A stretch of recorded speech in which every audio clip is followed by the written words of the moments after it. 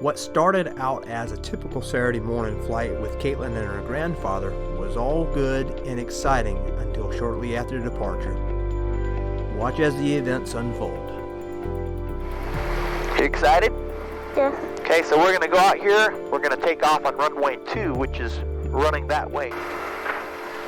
Alright, we're going to turn the airplane into the wind and do what's called a run-up. And what we're doing is doing a system check to make sure we got everything working like it's supposed to. Got some coyotes out there on the runway. See them over there? Oh, yeah. Yeah. Tempo Unicom, Apache 1140 Papa. Aircraft in vicinity of the Temple, if you're landing, just be advised there's several coyotes on the runway, on runway 1533. Roger that, 73 November is 1.5 miles north, inbound for 15 touch and go. I'll look for the animal.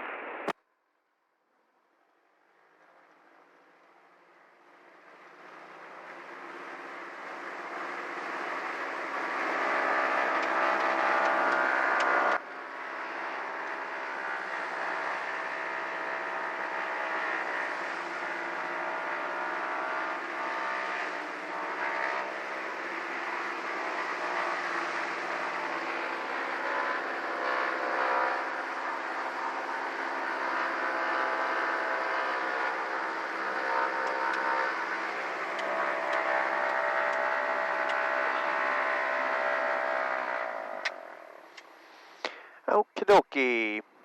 So we're on the takeoff checklist. We'll get controls are free and correct. Fuel is on the main. Crossfeed is off. Fuel pumps are coming on. Flaps are up. Tab set. Traffic Car command gates 170 off. November on final 15 touch and Mixture. go. Then I'll be reported to the Front south. set. Full forward. And engines and gauges are checked. We're all in the green. And the door is locked. Okay, we already talked about our safety briefing, so we're good to go. So we're going to go down the runway. We're going to get up to a certain speed. Then I'm going to pull back on this. This is called the yoke. We're going to lift up off the ground, and we're going to come up into the air. Oh, this is going to be a real treat for you. So as we're climbing, look out the right side, and you'll be able to see the horizon of the Earth. And it's quite a view. All right, we're waiting on this aircraft right here. Traffic Apache 1140 Papa. We'll be holding short runway 2 for the landing traffic on runway 15. Okay, we've got an aircraft landing right now on the primary runway. Here he goes. Traffic command 173 November is off 15 and departing to the south. Y'all have a good day. You do the same, sir. Temple traffic Apache 1140 Papa is departing runway 2 Temple. All right.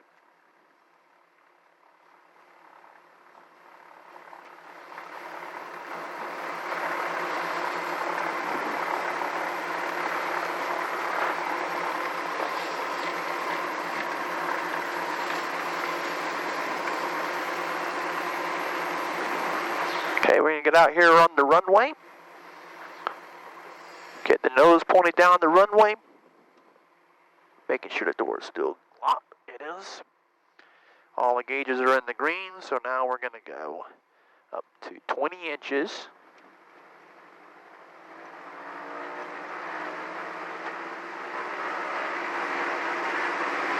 We're looking for good engines. We've got good engines. All right, you ready to go? Here we go.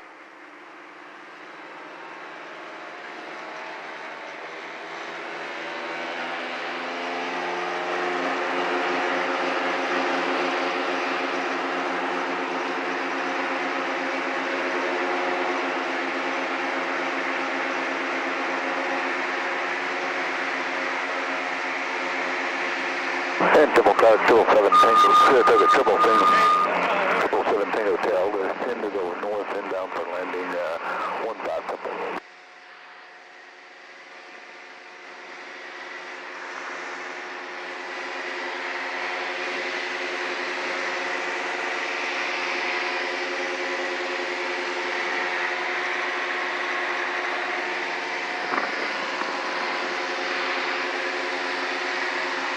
Traffic Apache 1140 Papa is turning. Cranberry Intercom, Saratoga 774 Lima, you copy?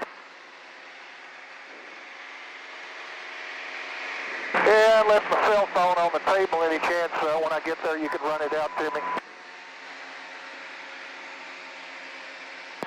Tempo Unicom, Apache 1140 Papa. Tempo Unicom, good. You were walked on, say again. Tempo Unicom, good. Disregard.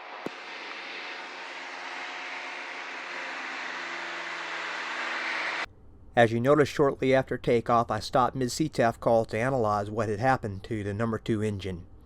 Listen again from the sound of the GoPro mics as the event occurred.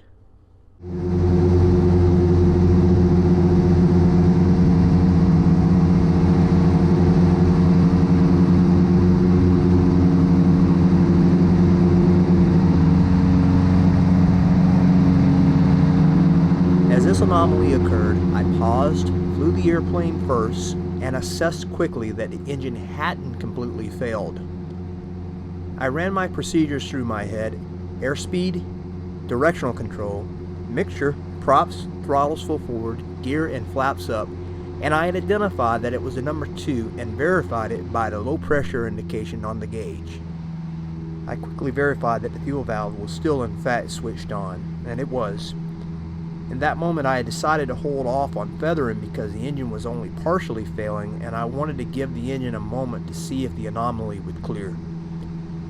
As I was waiting, I made an immediate left turn to set up for a landing on runway 15. I called the Temple FBO because I was about to go ahead and have them roll the fire equipment out to the runway to be standing by. But by the time I made the CTAF call, the fuel pressure indication came back up and the malfunction ceased. This was Caitlin's first flight in an airplane, and since I was confident at this point that the engine was going to continue to run for the remainder of the flight, I decided to hold off on rolling any equipment so I didn't alarm the fresh and new potential aviator. Alright, landing, mixture rich, props coming full forward, fuel pumps full on. Fuel selectors are in main, we got 3 green, and we're going to not use any flaps. We got a 7,000 foot runway.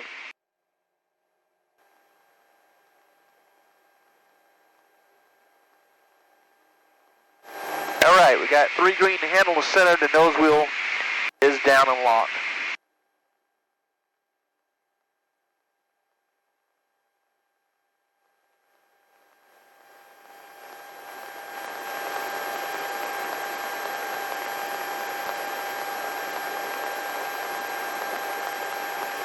Coming down. Alright, gear is down.